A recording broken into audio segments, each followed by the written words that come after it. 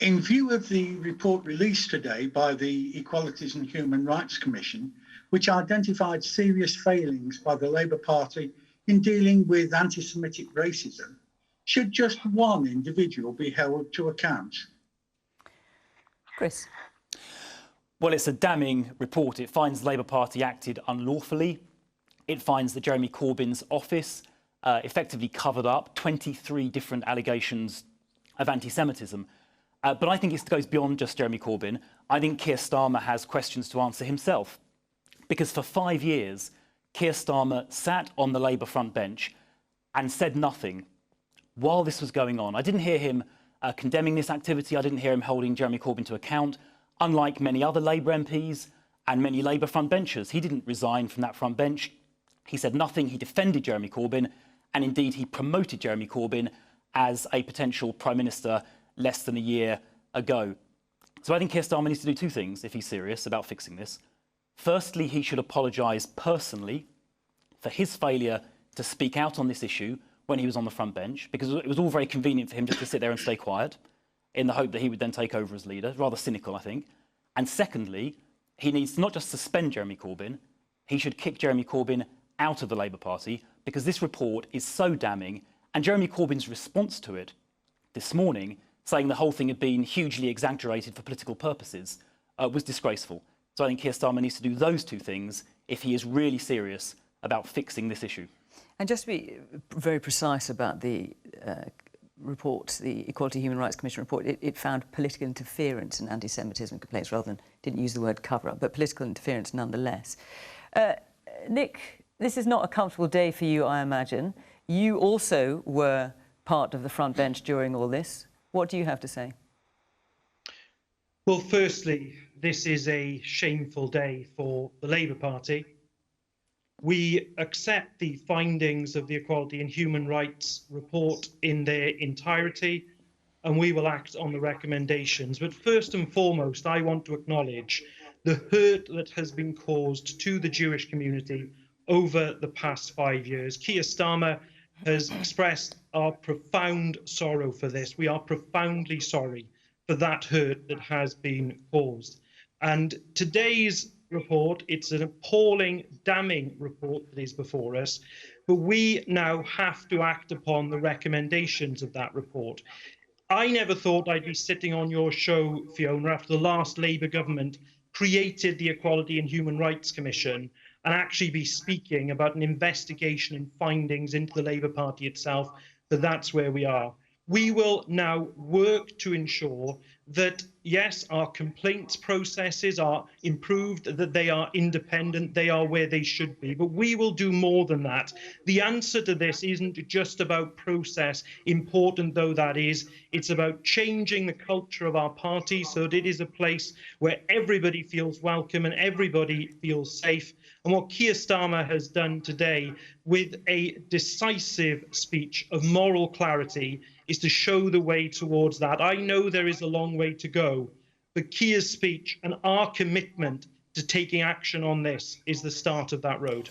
Well, talking of moral clarity, one of the things that upset many in the Jewish community, one way of describing it, is Labour's refusal to accept in full the International Holocaust Remembrance Alliance's definition of anti-Semitism. That was in 2018.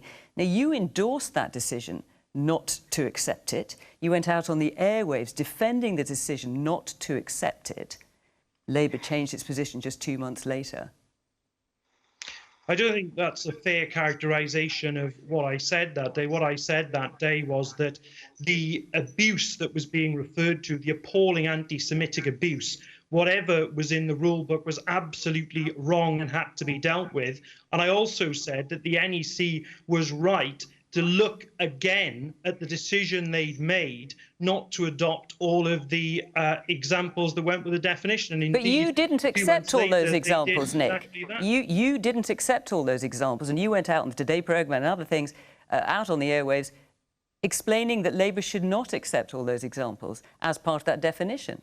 No, that's an unfair characterisation of what I said in the interview with respect, Fiona. What I said was that the NEC were right to look at it again because of the decision that they'd made. They had to look at it again. They did look at it again, and then they made the right decision. But look, I will speak about the fact that I raised the issue of anti-Semitism with members of the Shadow Cabinet. I wasn't in the Shadow Cabinet. I also, when I was out on the media, said that more action had to be taken on anti-Semitism. Keir Starmer spoke in the Shadow Cabinet about it. He spoke out on the media about it. But the reality is this: we all have to accept today the failure of collective leadership. That is what that report makes absolutely clear. I'm not shying away from it. I accept every dot and comma of that report. And what I would say today is, over the period that I've been Shadow Home Secretary, we are under this new leadership of Keir Starmer. We've made tackling anti-Semitism a very top priority. What I've always asked is to be judged on actions, not words. I see today as the start of that, and Keir Starmer showing this morning through that speech what we are now going to do and what we will now do to try to ensure that this scourge of anti-Semitism is driven out of our party and it is a safe and welcoming place, which is the Labour Party that I want to see. Keir Starmer had 5 years to take action, and in those 5 years, in the Shadow Cabinet, supporting Jeremy Corbyn, he did nothing, and I think he should apologise for that. Can I just say, I want to talk about trauma, because sometimes politicians talk about issues and they talk about things that I call cold, and they don't talk about things that are hot, and one of those is trauma. I'm a former deputy chair of the British Museum, and I was invited back there about a year and a half ago by the director to create a project around reclamation. And we decided to look at African enslavement and enslavement of people of African ancestry, and to look at trauma, the trauma that a people can hold inside of themselves, even if you didn't experience it yourself. It's handed down by generation through generation through generation through generation, and it's real. And for me, if a Black person tells me they're not safe, they don't feel safe in an environment, that it feels racist, that it is racist, I listen. We have to listen because of that trauma of enslavement. And I'm going to say the same thing about the Jewish people. If Jewish people tell you some place is unsafe for them, they don't feel good, it feels bad, they're holding trauma. And we have to understand that. We have to begin to talk about that. People may think it's trivial, or it didn't exist, or it doesn't mean anything, but the Holocaust was the greatest crime of the 20th century. And we need to teach it in the schools, and we need to understand it at every level that it exists, just as we need to understand the transatlantic slave trade and its impact on people of African descent today. We need to understand the Holocaust and what it means to Jewish people and to Jews and to those of us who aren't Jews. And for the Labour Party, I can't even express how I feel that the Labour Party is caught up in this. I'm a Labour voter. I will always vote Labour. I became a citizen so that I could vote Labour. I will always vote for the Labour Party because I think it's the best coalition of the left for this country. But for this party to be caught up in something like this makes me sick.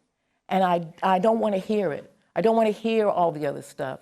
It needed to be dealt with immediately at the top with immediate due diligence. Now, whether Jeremy is an anti-Semite or what, how would I know that? He doesn't look like, he doesn't seem like one to me, but how would I know? The people who know are the people who feel it, and that's who should be listened to. Marie. It's been an incredibly painful day. It's a damning incitement of Labour. This is really serious. The EHRC report has found that the Labour Party has committed unlawful acts of harassment and victimisation against Jewish people. It doesn't get any worse than that, does it? And we felt during this time people were making allegations that raising this, as Bonnie said, were smears, some kind of deliberate action. And the Jewish community, we didn't want this fight, but we had to stand up. We had to say this was wrong. We were proud to do that. And today is a damning indictment, as I've said. And what's happened during the course of the last few years is that anti-Semitism was on the fringes of society, and it's been brought straight into mainstream politics, into the political party.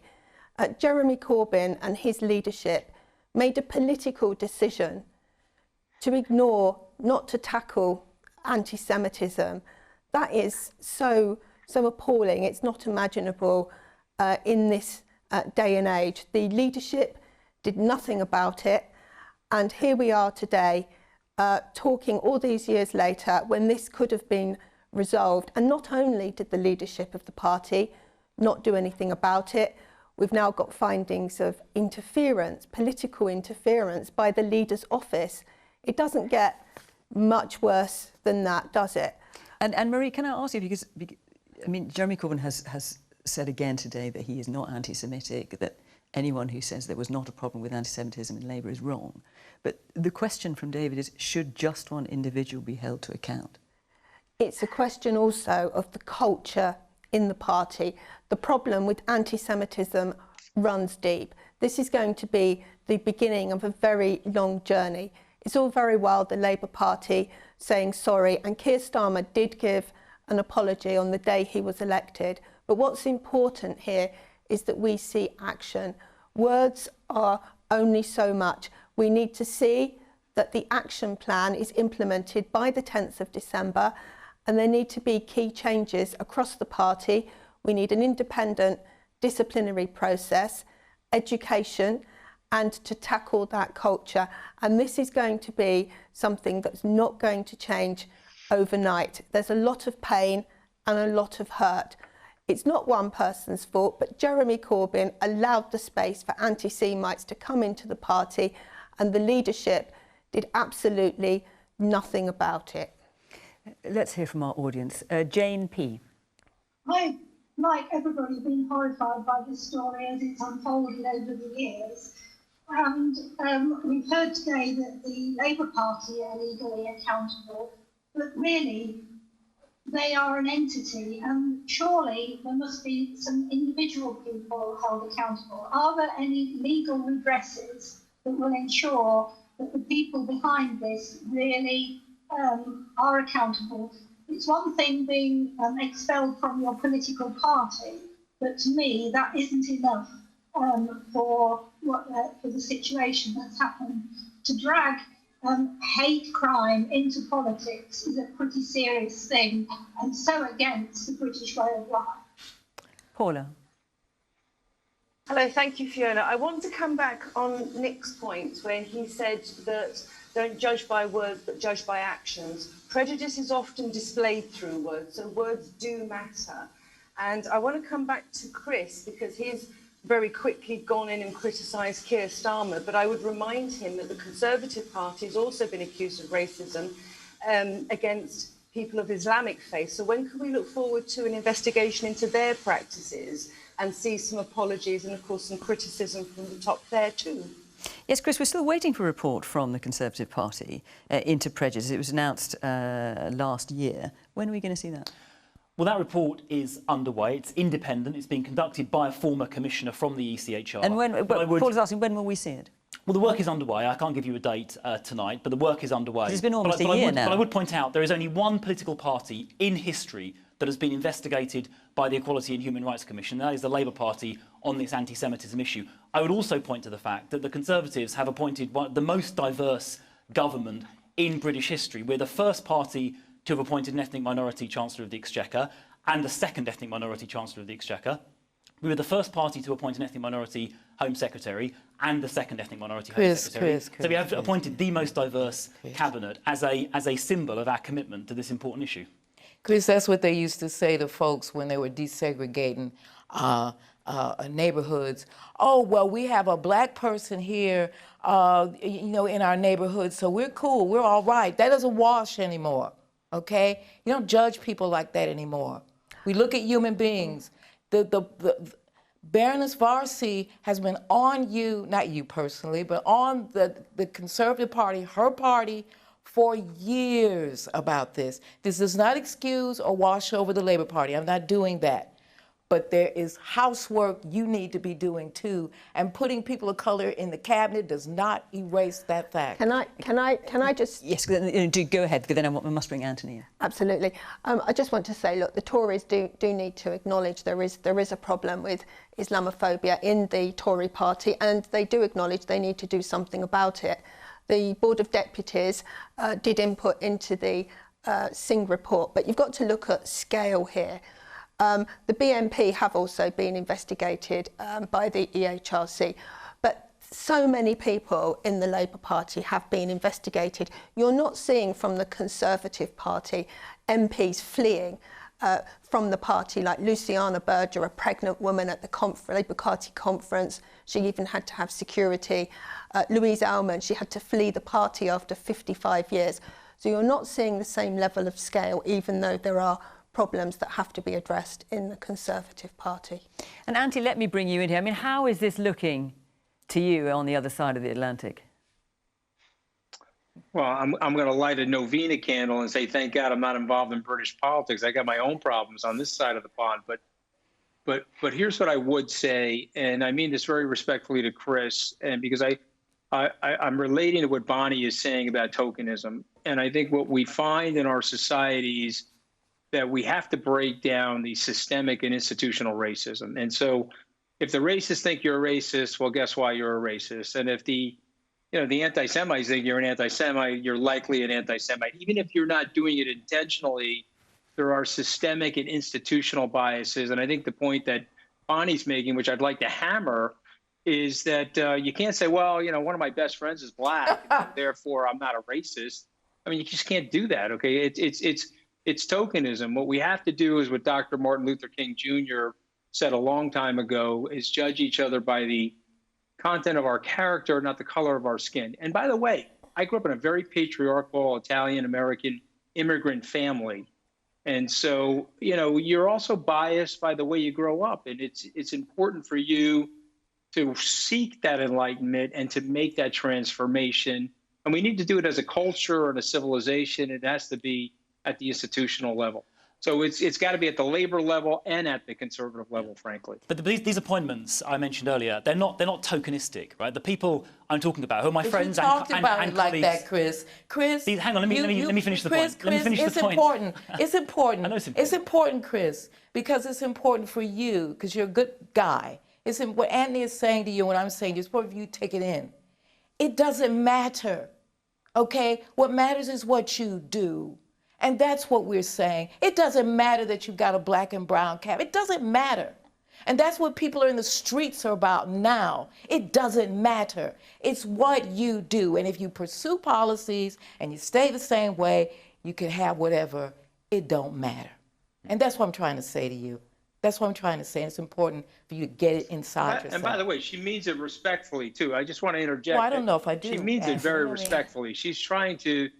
Yeah, she's giving you the benefit of the doubt. You're not racist. She's just trying to tell you that you're in a systematic web. Well, that's the South you Side may not sometimes see things the way minorities see them. Well, the point I was making is that my colleagues in government are not there for reasons of tokenism. They're there because they're incredibly talented, energetic, hardworking, you didn't hear anything I said. Dynamic people. And of course, I understand we've got to dismantle any barriers to anyone achieving their potential, because, as in the words of Martin Luther King Jr. that Anthony quoted a minute ago, what matters is the content of someone's character, their ability, their talent. We should be unfettered. People should be able to go as far as they can. I never used the word token.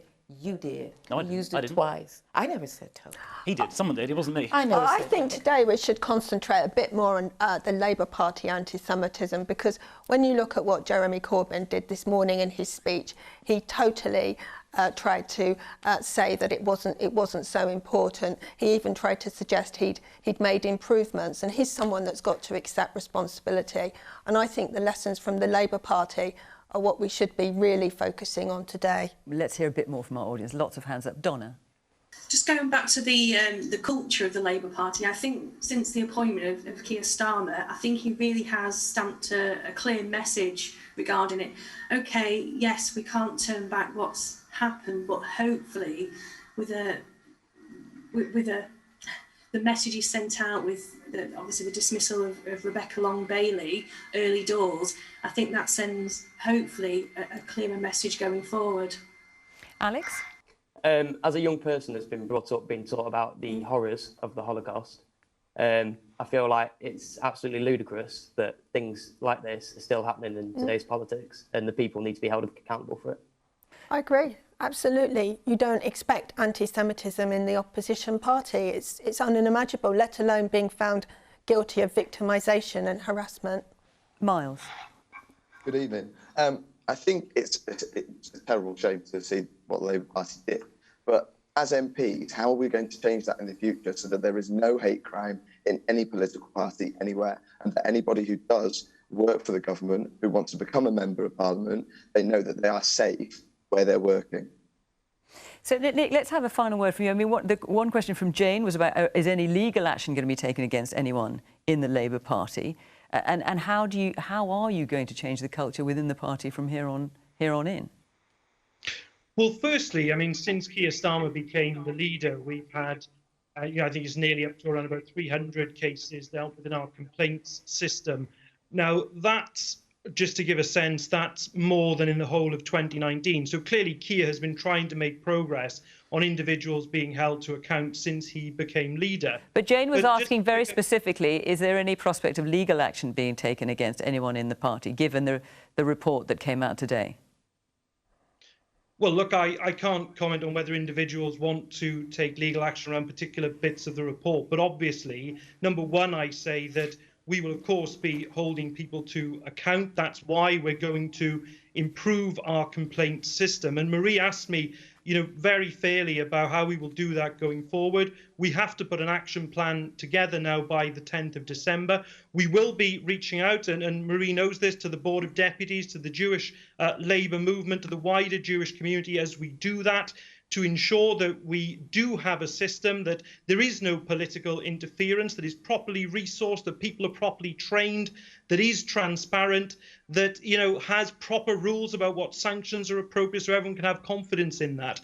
But there is, as I say, a wider question here. That process is vitally important, and we will put it in place. But there's a fair challenge too about changing the culture, and we change the culture through leadership. We change it through leadership by what Keir Starmer has been saying and doing over the past 6 months. I mean, one of the reasons I backed Keir for leader was those conversations I had with him about his determination to tackle this issue. He set that out and made that apology in his acceptance speech back in April, and he's been putting that into action since. And it's that leadership that is going to be vital to bring about that cultural change we need. Marie is absolutely right to say that isn't going to happen overnight, but we are determined to make that happen and to work at it.